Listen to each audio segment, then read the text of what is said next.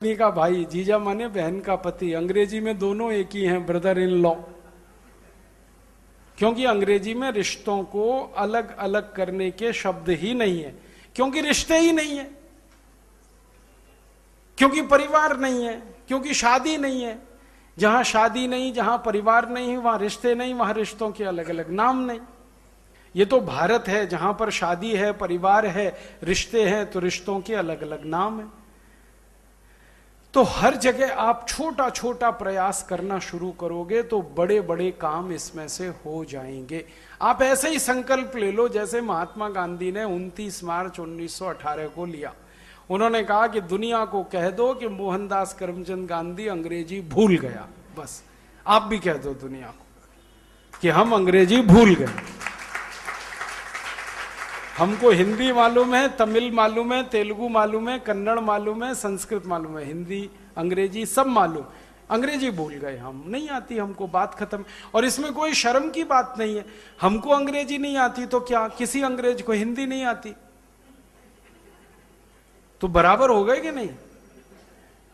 हम अपने बच्चों को मार मार के जो अंग्रेजी सिखा रहे हैं, आप एक बार लंदन का भ्रमण कर लो, इंग्लैंड चले जाओ और वहां देखो कि कौन माँ बाप अपने बच्चे को मार मार के हिंदी सिखा रहा है। एक भी अंग्रेज अगर मिल जाए आपको जो बच्चों को मार के हिंदी सिखा रहा हो, तो उसी दिन से मैं अंग्रेजी छोड़ दूंगा, हिंदी के बाद अंग्रेजी में लग जाऊंगा।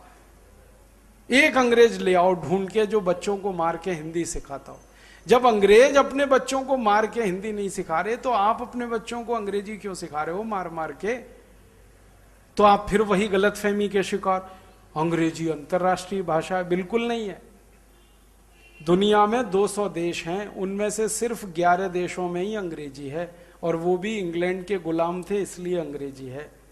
ऑस्ट्रेलिया, न्यूजीलैंड, कनाडा, ब्रिटेन, फिर भारत, बांग्लादेश, पाकिस्तान, ये तो सब एक ही है ना। ऐसे 11 देशों में, वेस्ट इंडीज में अंग्रेजी है। तो जहां अंग्रेज थे, अफ्रीका में अंग्रेजी है, बाकी कहीं नहीं है। फ्रांस में फ्रेंच है, जर्मनी में जर्मन है, स्वीडन में स्वीडिश है, और आप डेनमार्क में जाओ तो डेनिश है। सबसे छोटा देश डेनमार्क, वहां भी डेनिश है। सबसे छोटी भाषा है दुनिया की। 70 लाख लोगों का देश है डेनमार्क, अपनी भाषा नहीं छोड़ी उन्होंने। डेनमार्क में आप जाएंगे तो हर इंजीनियरिंग कॉलेज की पढ़ाई डेनिश में कराते हैं, मेडिकल कॉलेज की पढ़ाई डेनिश में कराते हैं। वो 70 लाख का देश मुश्किल से। वो कहते हैं भाषा अगर हमने छोड़ी तो सब छूट जाएगा हमारा। तो उनका आग्रह अगर इतना प्रबल है कि 70 लाख की आबादी वाले देश के लोग डेनिश में सब कर रहे हैं, तो 120 करोड़ की आबादी वालों को तो और ज्यादा गर्व होना चाहिए।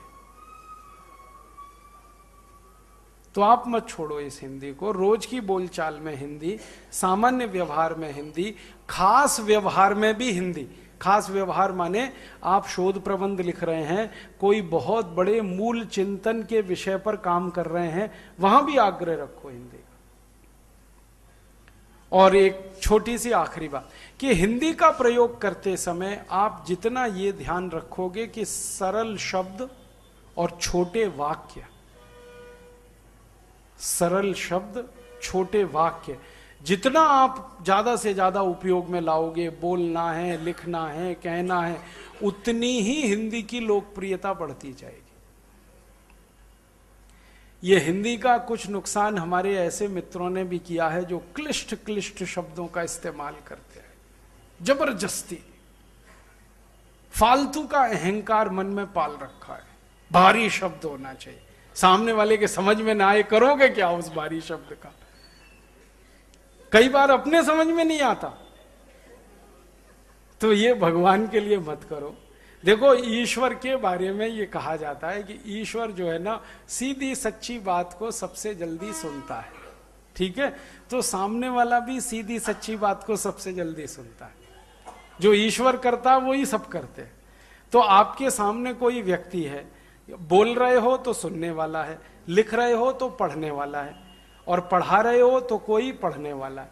ये तीनों कैटेगरी के, तीनों श्रेणी के लोग सरल शब्द, छोटे वाक्य जितने कहोगे, जितने उपयोग करोगे, उतनी ही भाषा आपकी लोकप्रिय होगी। और भाषा की लोकप्रियता माने आपने बोला उसने कहना शुरू कर दिया, उसने कहा फिर उसने कहना शुरू कर दिया, उसने कहा फिर उसने, ये लोकप्रियता। और ये लोकप्रियता